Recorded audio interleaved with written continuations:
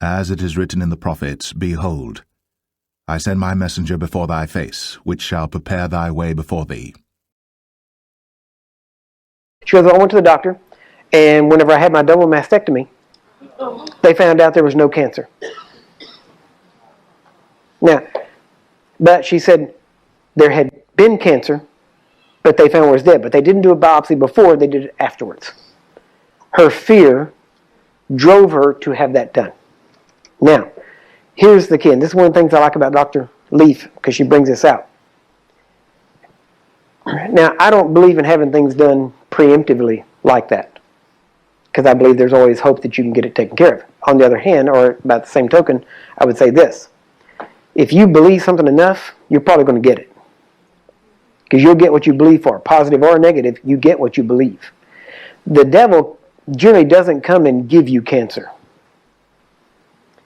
Generally what he does is he plants a thought of fear in your head that you got it. And when you take that thought, it births it in you. Right? Now I'm not saying that's the only way. I'm not saying that. I'm not saying he can't give you. I'm not saying that. I'm saying usually, the majority of the cases, because the enemy has no right, technically, to fully attack you in that sense, especially with something that can kill you. He has no true right to do that. So he has to find a way in. Usually his way in is through a fear tactic of trying to get you to take a thought saying. Now, I'm going to be very blunt with you. Okay? I believe firmly you do what you got to do to live another day. Right? I don't have any problem with that. I would never tell a person, don't go to a doctor, don't do this, don't do that thing, whatever. I will never tell you to do that. I agree with doctors to the degree that they are trying to alleviate suffering and pain and all that. Right? You understand that? So I'm not against them. But I will tell you this. I don't know of a person, I cannot say offhand, a person that I know of personally, especially that I have prayed for or been associated with to where I've talked to them, that if they continued doing what the doctors told them even after prayer, that they didn't die. Okay? Number one, chemo is not designed to heal you. Okay? It puts things off, it kills most of your body, and if it doesn't kill the cancer soon enough, it will kill you. Chemo is designed genetically in a way that literally pushes cancer off and gives it a later start date so that within, actually usually 5 years or later, it comes back. Okay? When it comes back, it's usually because of the chemo. Now, the reason I'm saying that is because this. Now, the only way the medical facility or medical industry gets funding is by success rates. The only success rates they count is people that have survived 5 years. They do not count people that have survived 10 years. Why? Because many people, because of chemo, survive 5 years. Very few that do chemo survive 6. So they count the 5 year as a success, even though the person died after 6 years. And they can do that because they set the terms of what success was so that they could continue getting funding. Right? Now, you have to realize, I'm all for a cure. Right? And I believe Jesus has it. Amen. Right? Now, at the same time, you have to remember, people who make their living off of sickness don't want a cure. Amen. Right? Right now, there are cures for cancer out there. And if America accepted the cures for cancer, it would bankrupt the medical industry completely. And millions of people would be out of business. And they'd be on, government rolls somehow. That's what would end up happening with them. And so you have to look at that. Now, I'm not saying every doctor you go to is just after your money, right? I will say this. They're going to get paid whether you live or not. And they'll make sure of it, right? And honestly, when people tell me that doctors are God's way of healing today, I say I will believe that the minute they start refusing payment for their services. Right? Because God's gifts are free. Yes. Jesus paid for it. You don't charge for it. That's why we don't do offerings and healing services or anything else like that. Or I've had people offer. John G. Lake's grandson, John G. Lake III, offered. He was on kidney dialysis. He called me on the phone, which was weird because I already had his number. And I look at it and it said John G. Lake when he was calling. Okay, that's kind of freaky. Okay? I mean, you look at John G. Lake, you know, I'm driving down the road and I look at my phone, I'm like, you know. But it was his grandson. And when I talked to him, he said, I will pay you $25,000 if you can get me healed.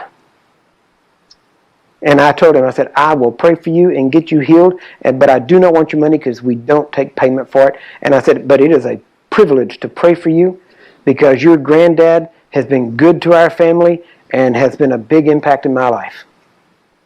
And we prayed for him, and he went off dialysis for about 4 years.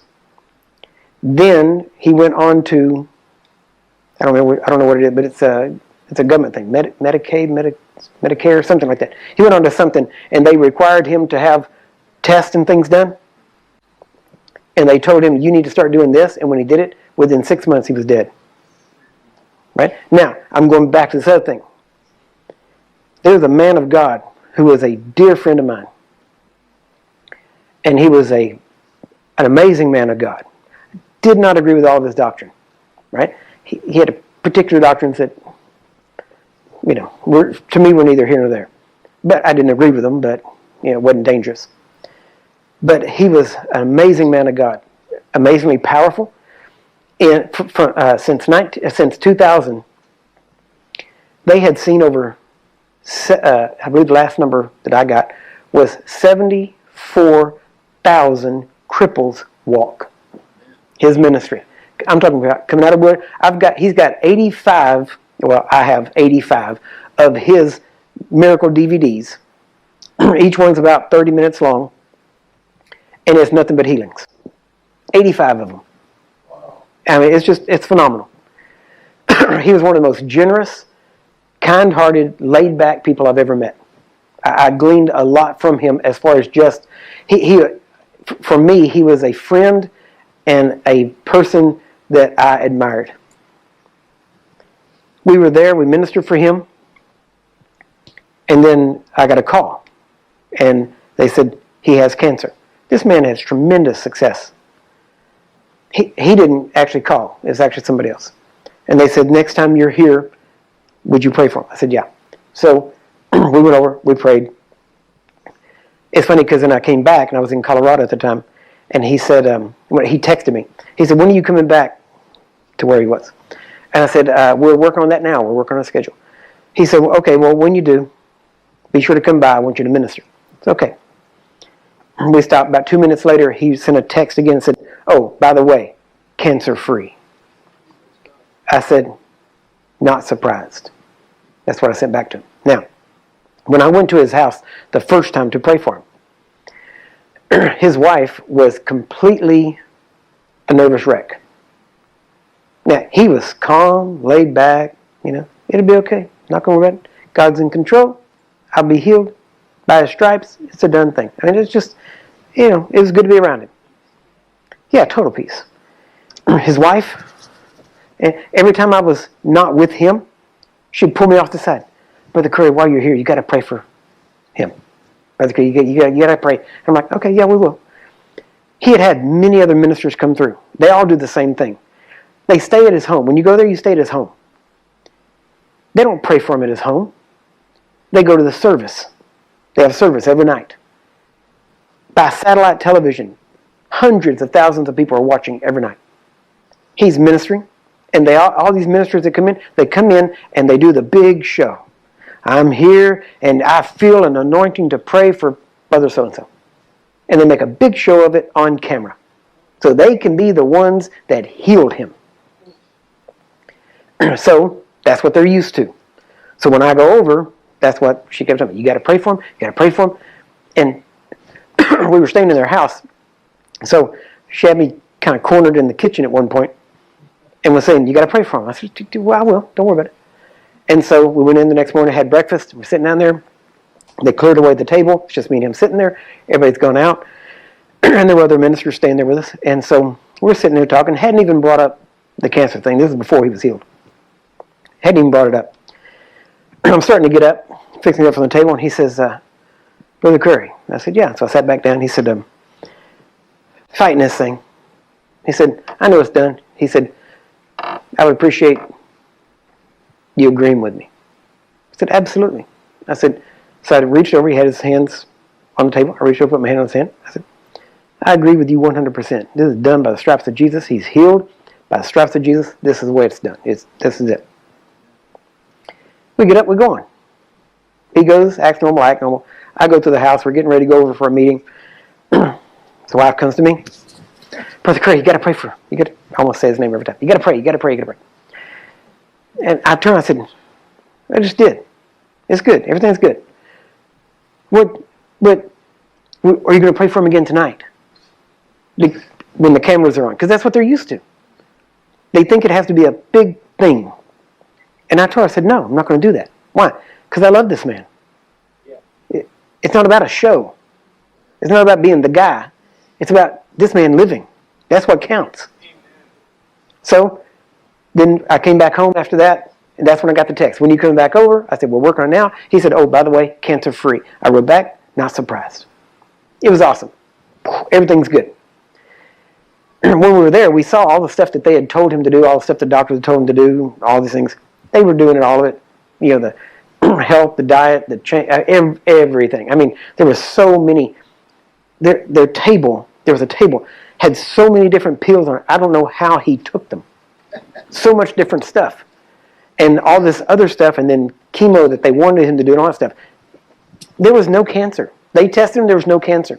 His wife, you got to eat this, you got to eat right, you can't eat this anymore, you can't eat that anymore, you can't do this anymore, you got to do like the doctor said, you got to keep doing this, or it'll come back in 5 years. And I mean, she's just totally working in fear. Then, and he had actually told me, he said, yeah, she means well, she's just scared. He said, I don't have any faith in that stuff. He said, but I do it to keep her calm. Within a year later, he was dead. Now, why am I telling that? Because listen, I've had people ask me, what happened? He was healed. What happened? Why did this happen? Yeah, he was healed. His wife killed him. Why? Because he wouldn't stand up to her and saying, we're not going that way. We're doing this. He didn't tell her, listen, if you can't talk faith, shut up.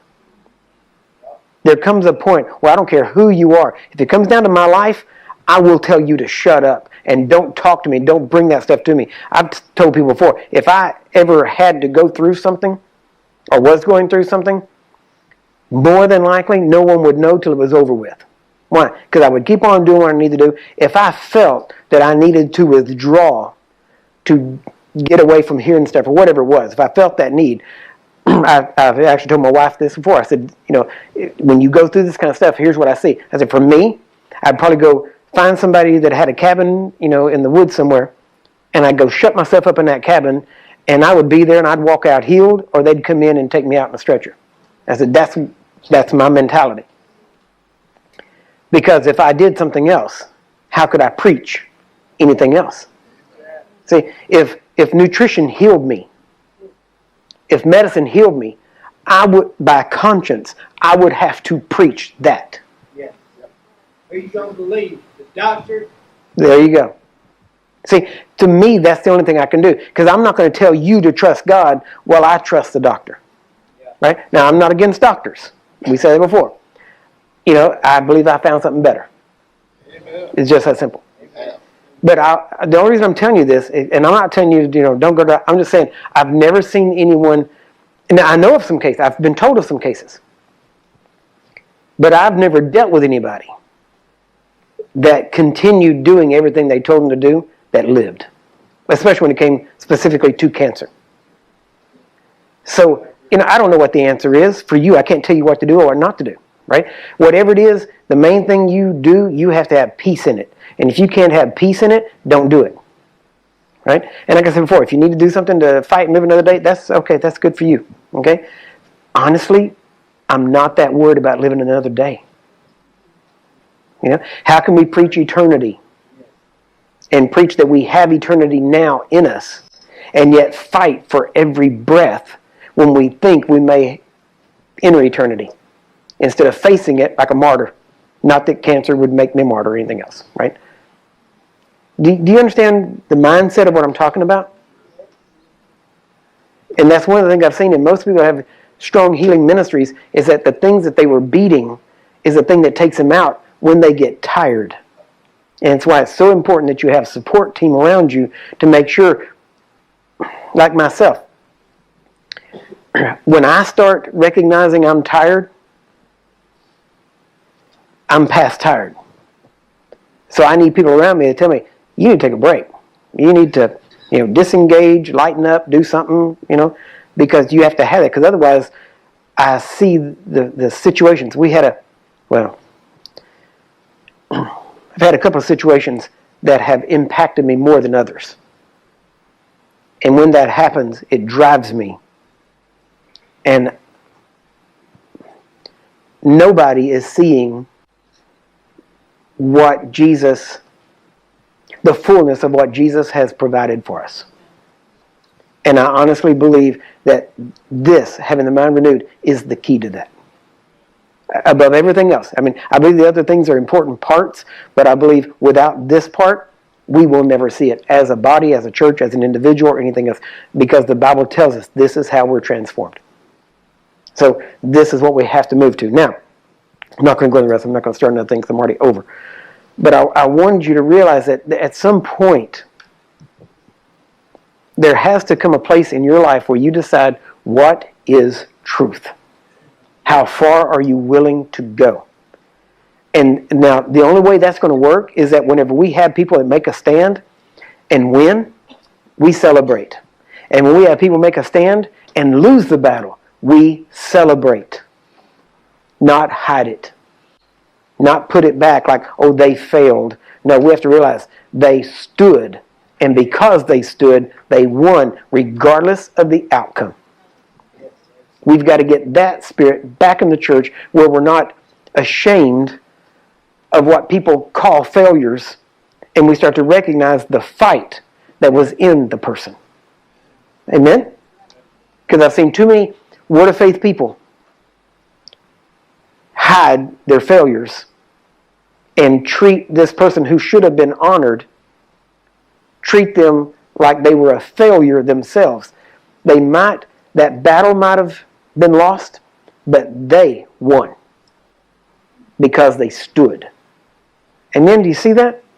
If we don't get that, we're never going to be able to really stand with people, because we'll always stand at arm's length, because if they fail, I don't want their failure to be attached to me. And that's what happens in the healing ministry. I've seen it all over the world. All over the world. But we have to make that decision. Amen? Did y'all get anything out of this today? Yeah. Okay. We're going to pick back up tomorrow. Now, you have your actual personal daily assessment sheet. Has anybody had time to fill it out yet? No. Okay, I didn't think so. Okay. Try to do it tonight. Okay. Try to get it done tonight. We'll pick these up tomorrow and just go through. And it doesn't have to be real in-depth. But just try to get it put together, and then we'll work on the other parts tomorrow. Okay? Oh, good. Oh, we got that. Okay. All right. Other than that, God bless. We'll see y'all tomorrow. Try to be in here and seated at 9 o'clock. We'll get started. Otherwise, we'll start at 9:15. I prefer to get started at 9. Okay? So try to get here and seated. So God bless y'all.